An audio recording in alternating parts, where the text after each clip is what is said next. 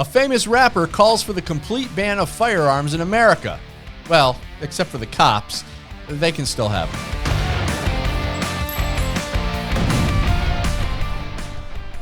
Four people were killed and 14 others wounded in what the police superintendent called a deplorable and cowardly mass shooting in Chicago. Now, this is according to ABC News. Why cowardly? Well, because it was a drive-by against unarmed people. Around 11 p.m., while people were exiting a venue in the River North neighborhood of Chicago, a vehicle pulled up and someone in the car opened fire on the crowd while they were standing on the sidewalk. So 4 people were murdered by a maniac, and of course, all the blame falls on the gun. Now, keep in mind, Chicago is probably one of the most restricted cities in America when it comes to firearm possession. Chicago has some of the strictest gun laws in America, ironically, but not surprisingly, among the most violent cities as well. So you would think by now the gun grabbers would realize that when you remove the ability of good people to defend themselves through very restrictive gun control laws, the bad guys take advantage and commit violence against the citizens that have now been rendered unarmed and helpless. And of course, the bad guys pay no attention to those laws.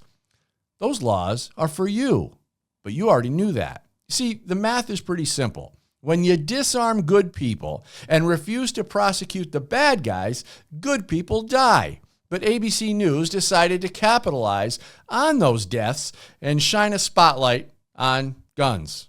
Of course, what's new? The interesting part is anti-gun rapper Flavor Flav decided to become part of the conversation. Ironically, the rapper's been arrested for illegal gun possession in the past, but he felt the need to get on television and tell the world that we needed more gun control laws. Yes, the very laws that he broke. But somehow, now, more of the same gun control laws are supposed to make a difference. Well, here's what he had to say. I mean, put it this way. Back in the days, yes, I used to be in gangs and all of that stuff. We used to all have guns, and it was a peer pressure thing, at the time, you know what I'm saying, in the whole nine. And, I wasn't a legal gun owner. You know what I'm saying? I wasn't a legal gun owner. None of us was legal gun owners. So guns was in the wrong hands, and even my hand. Flav is also quoted in a Newsweek article as saying, "We are marching ourselves into madness, both in the crazy and angry senses of the word. We are caught in an epidemic of gun violence with no sign we can stop or change course." Well, first of all, we're not in an epidemic of gun violence because there's no such thing as gun violence. What we're experiencing is human violence. And most of it's coming from gangs in cities like Chicago. Now, I wonder if Flav is willing to go into the streets and tell gang members to stop killing each other. What a concept. No, rather than address the real causes of violence, he decided to jump on board with the anti-gun crowd and promote the further destruction of our Second Amendment and the ability of good people to protect themselves. Now, the irony of these anti-gun folks is that they are very willing to take away the rights of their fellow citizens and never look at the actual problem. In this particular case, it's easy for someone like Flav to advocate taking away gun rights from others because he's already lost his gun rights. And why should you be able to carry a gun or own an AR-15 when he's prohibited? But on some level, Flav understands that it's people who are committing the heinous act of murder because he said guns are falling into the hands of the wrong people. He went on to say, "I would know. I went to jail because of guns." But he never suggests anything that would address the violent behavior of people.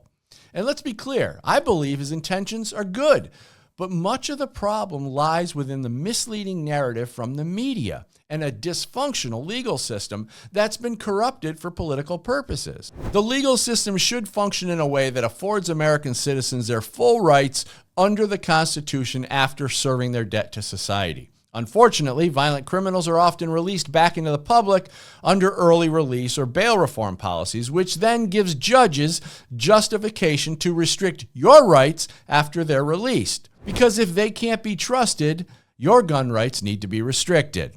This is a flawed system. How about keep the bad guys in jail and keep your grubby hands off my rights, as our founding fathers intended? You see, gun control is the easy way out for most people because it prevents them from having to look at the degradation of society in certain areas of the country. It prevents us from looking at the dark side of humanity and addressing the violent nature of some who live among us. By simply saying we need to ban guns, it avoids pointing the finger at the most dangerous people in society. It allows people to stand on a pedestal for the purpose of presenting themselves as moral advocates for the safety of others, while actually doing nothing to fix the problems of human violence. It also gives Democrats an opportunity to disarm their political opposition. Now, with rights comes responsibility. Many in our society have proven that they can't handle responsibility. This often leads to the willingness of people to push for laws that take away our freedom. Sigmund Freud said, most people do not really want freedom because freedom involves responsibility, and most people are frightened of responsibility. Now, the responsible person would train with their firearm, carry it with them at all times, and be ready to protect themselves and the ones they love. Irresponsible people will support government control and limited privileges. And many don't trust you with a gun because they don't believe that they would be responsible with a gun. So not only did Mr. Flav jump on the overcrowded anti-gun bandwagon, he had absolutely nothing productive to offer to the conversation. And does he really think that another gun law is going to stop gang members from shooting people in the streets? And what gun law that's not already in place would have prevented this particular killing in Chicago? The confused and misleading responses to violent human behavior from the gun control crowd has reached its pinnacle, and it's now time that we push back and let them know that yes, we are paying attention, and just because you either can't own a gun for legal purposes or you're scared of guns because you've been conditioned to fear them by the media, we, real Americans, will not allow you to violate our Second Amendment. It's there for a reason, primarily to stop those who are willing to destroy our constitutional rights and make us vulnerable. Thanks for watching Bullet Points. I'm Dan Wass for Gun Owners Foundation. You can find more Second Amendment content and updates at gunowners.com.